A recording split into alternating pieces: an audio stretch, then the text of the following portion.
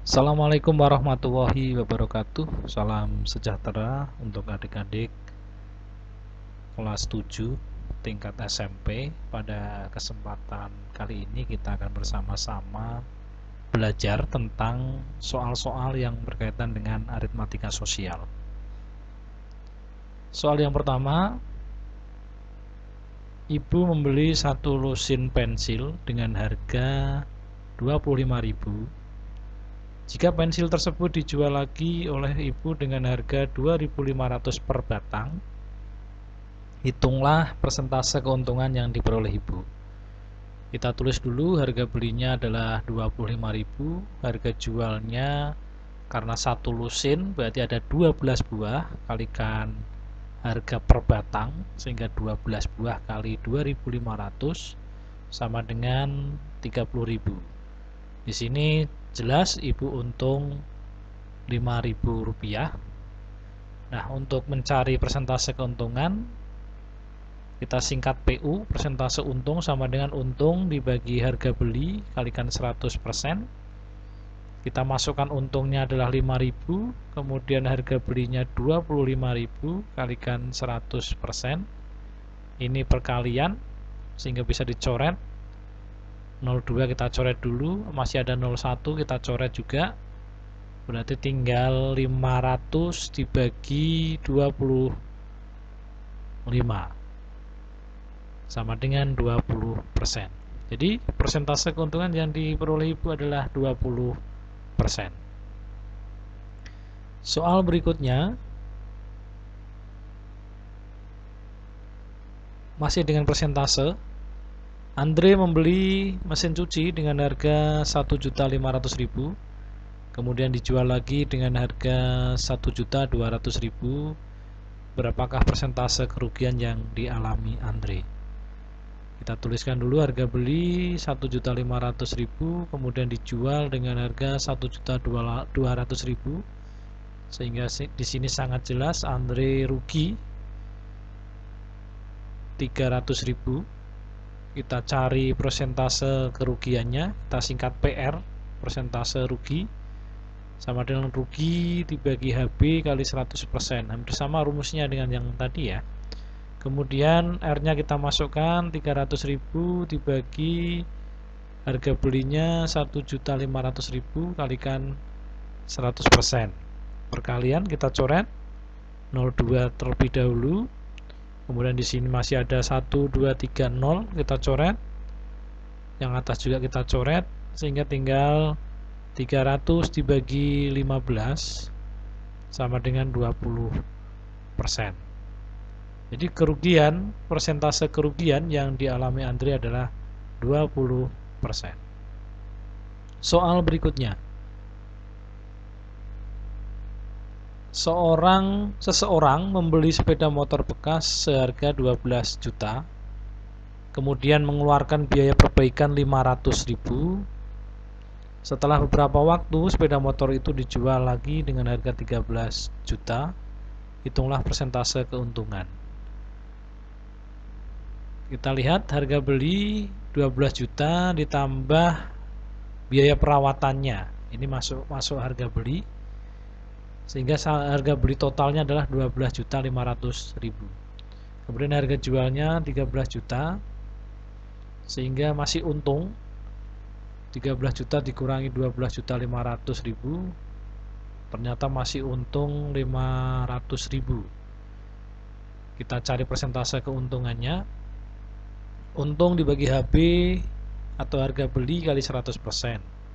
Untungnya kita masukkan 500.000 dibagi harga belinya adalah 12.500.000 tadi ya, biaya perbaikan itu masuk ke harga beli, kalikan 100%. Kita coret dulu nolnya. Nah, di sini ada 01 2 3 kita coret, 1 2 3 kita coret. Berarti tinggal 500 dibagi 125 sama dengan 4%. Jadi keuntungan yang diperoleh seseorang tadi adalah 4%. Soal berikutnya. Ibu menjual tas dengan harga 240.000.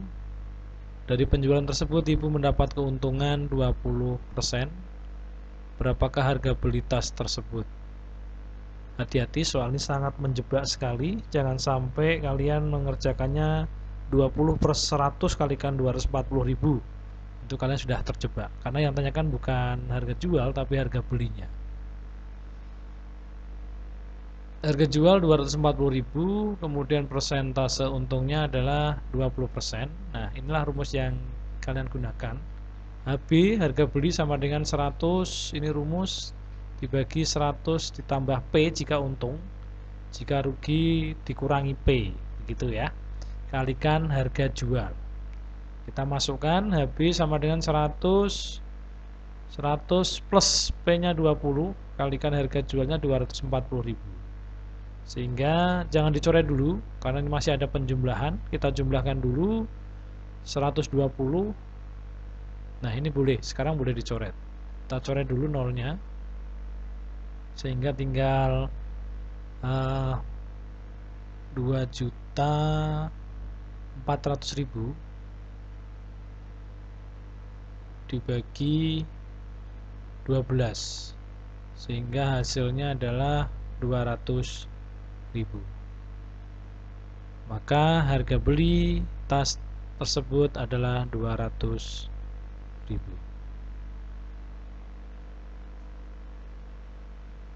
Kita lanjutkan soal berikutnya. Kita masuk ke materi bunga tunggal. Masih materi standar ya, soal-soal standar. Nania menabung uang di bank sebesar 6 juta dengan bunga 8% setiap tahun. Jika lamanya menabung 9 bulan, hitunglah uang keseluruhan Nania sekarang. Kita cari bunganya terlebih dahulu sebelum kita mencari uang keseluruhan. Kita tuliskan uang yang ditabung, kita anggap modal sama dengan 6 juta. Kemudian bunganya per tahunnya adalah 8%. Kemudian lamanya menabung 9 bulan. Inilah rumus untuk mencari bunga terlebih dahulu. Bunga N bulan sama dengan N per 12 kalikan P per 100 kali modal. Kita masukkan N-nya adalah 9. 9 per 12 kali P-nya tadi 8%, berarti 8 per 100 kalikan modalnya adalah 6 juta. Perkalian semua maka boleh dicoret. Kita coret dulu nolnya, misalkan seperti ini. Kemudian 12 ini juga bisa kita sederhanakan dengan 6. Bagi 6 dapat 2, bagi 6 dapat 1. Ini juga masih bisa disederhanakan lagi, ini 2 dengan 8 misalkan. Ini kita coret, bagi 2 dapat 1, 8 kita bagi 2 dapat 4. Nah, sehingga bunga 9 bulan tinggal 9 kali 4 kalikan 10.000.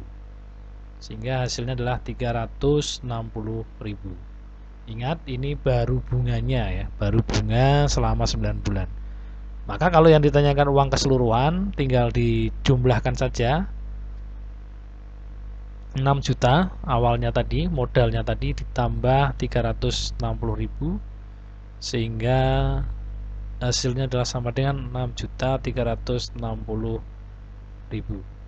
Jadi uang keseluruhan Nania sekarang adalah 6.360.000.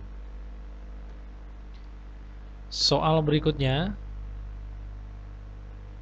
Nah, masih dengan bunga tunggal, tetapi ini yang ditanyakan adalah lamanya menabung. Kita baca soalnya. Bu Eni menabung di bank sebesar 4 juta. Bank memberikan bunga tunggal 4% per tahun.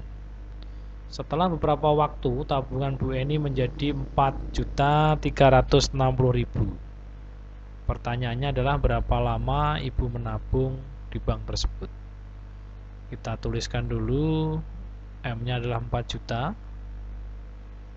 Kemudian bunganya adalah 4% per tahun.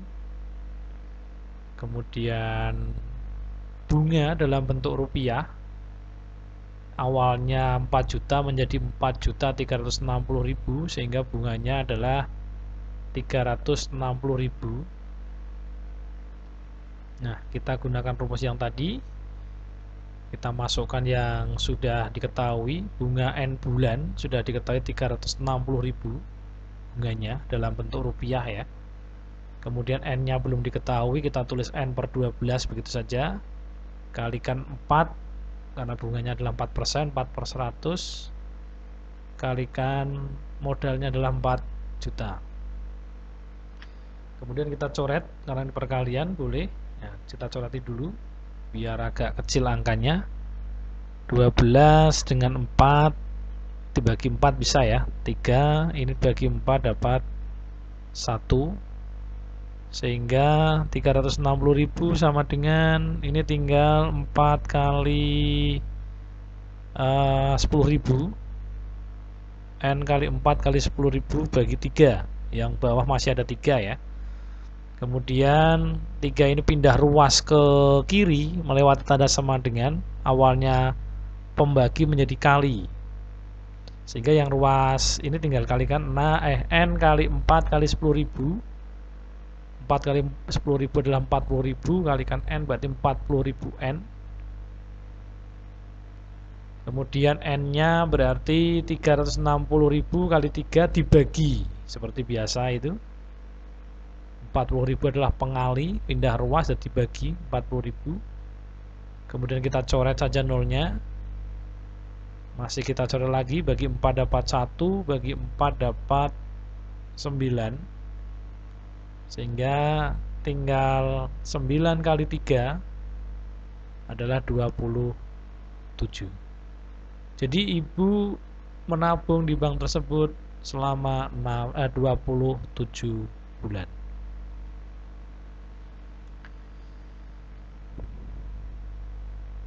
Berikutnya, soal berikutnya adalah tentang pajak pertambahan nilai atau PPN. Harga sebuah laptop tertulis 5 juta dan dikenakan pajak pertambahan nilai atau PPN sebesar 10%. Uang yang dibutuhkan untuk membeli laptop tersebut adalah titik-titik.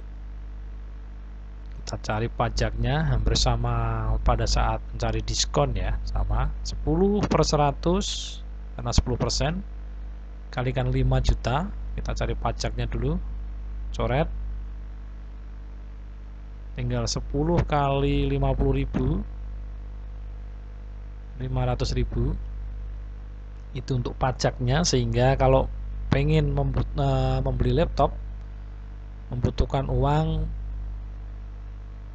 5 juta ditambah pajaknya 500.000, sehingga uang yang dibutuhkan adalah 5.500.000.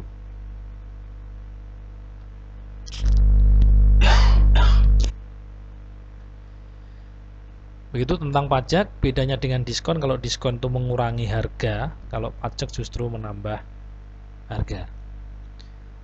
Selanjutnya, soal berikutnya adalah tentang neto. Sebuah karung berisi dengan berat 150 kg. Ini berarti brutonya atau berat kotornya, dan tertulis tara 0,6%. Tara itu adalah berat wadahnya. Kemudian hitunglah berat bersih atau neto. Nah, kita cari dulu ini taranya dalam bentuk kilogram dulu. Berat taranya, tara sama dengan 0,6%, berarti per 100 kalikan 150 kilogram tadi ya brutonya. Perkalian bisa coret 1, sehingga 0,6 kali 15 dibagi 10 sama dengan 9 per 10. 0,6 ini kalau kalikan 15 hasilnya 9 dibagi 10, 9 dibagi 10 berarti hasilnya adalah 0,9 kilogram. Untuk itu netonya adalah bruto dikurangi tara. brutonya tadi 150, taranya sudah ketemu 0,9 kg. Maka kalau dikurangi adalah 149,1 kg.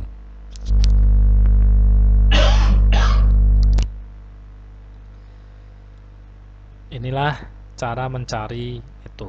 Kita cari taranya dulu dalam bentuk kilogram, kemudian yang namanya neto berarti bruto dikurangi tara atau berat kotor keseluruhan dikurangi berat wadahnya. Berikutnya, soal berikutnya adalah masih tentang bruto neto tara.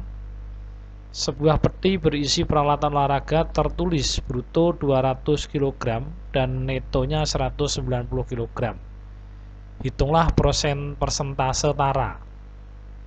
Nah, sebelum mencari persentase, kita cari dulu taranya dalam bentuk kilogram, berat taranya, berat wadahnya. Tentunya untuk mencari berat wadah, tara sama dengan bruto dikurangi neto. Brutonya adalah 200, netonya adalah 190, sehingga hasilnya adalah 10 kg. Itu berat wadah atau berat taranya. Dalam hal ini adalah berat petinya. Kemudian untuk mencari persentase tara, hampir sama dengan persentase untung ya. Persentase tara sama dengan berarti tara dibagi bruto kalikan 100%. Kita masukkan taranya tadi 10, kemudian brutonya adalah 200 kalikan 100%. Ini bisa dicoret karena perkalian. Berarti tinggal 10 kali 1, 10 bagi 2. 10 bagi 2 sama dengan 5%.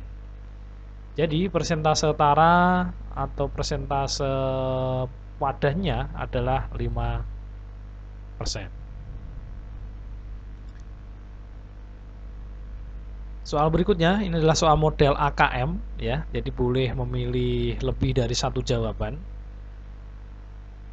Andi diberi uang ibunya sebesar 700.000 untuk membeli sepasang sepatu dan sebuah bola basket. Harga sepasang sepatu tertulis 300.000 dengan diskon 30%, dan harga sebuah bola basket tertulis 500.000 dengan diskon 15%.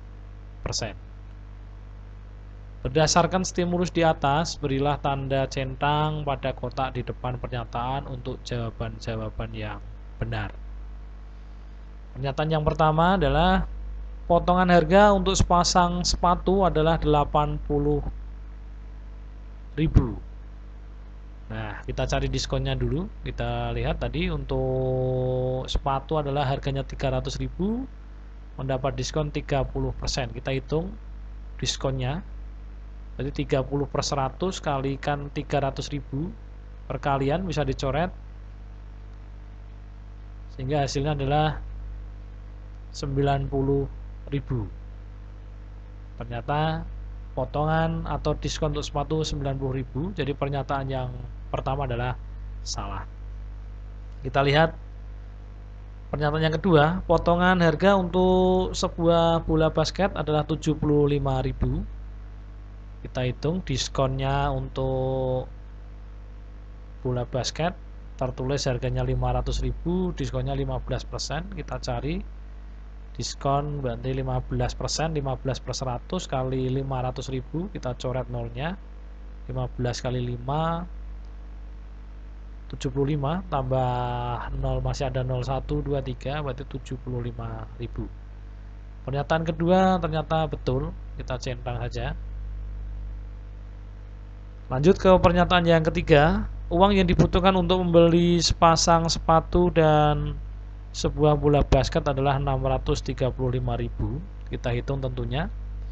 Harga sepatu setelah didiskon berapa, harga bola basket setelah mendapatkan diskon tinggal berapa, kemudian kita jumlahkan.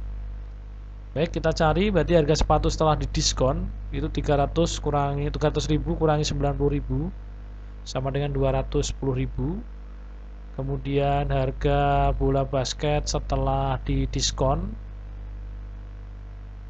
500.000 dikurangi 75.000 berarti 425.000.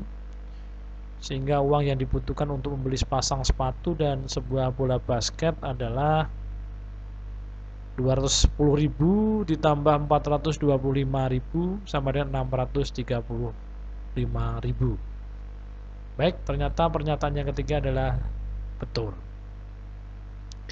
Pernyataan yang keempat, sisa uang setelah membeli sepasang sepatu dan sebuah bola basket adalah 65.000. Nah, tadi Andi diberi uang ibunya 700.000. Ternyata untuk membeli sepasang sepatu dan sebuah bola basket membutuhkan uang 635.000, sehingga sisanya tinggal dikurangi ya. Berarti sisa uang Andi sama dengan 700.000 dikurangi 635.000 sama dengan 65.000. Ternyata pernyataan yang keempat ada juga betul. Lanjut ke soal isian.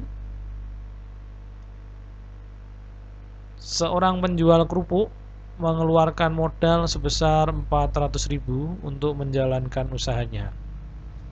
Dia mematok harga kerupuk adalah 2.000 per bungkus.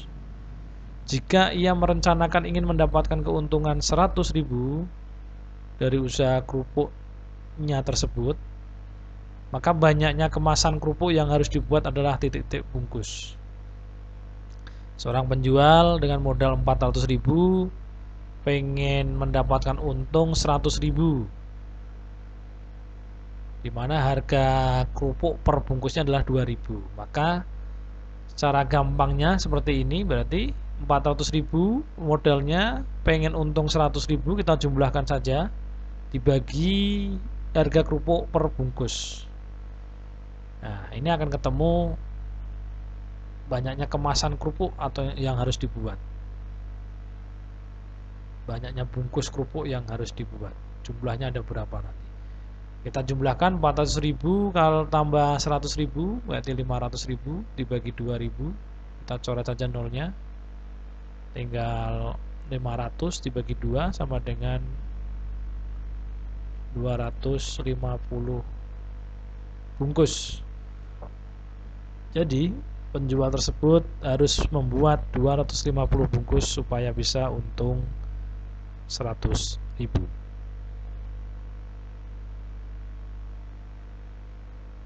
Demikian tadi soal-soal berkaitan dengan aritmatika sosial. Terima kasih atas perhatiannya, semoga bermanfaat.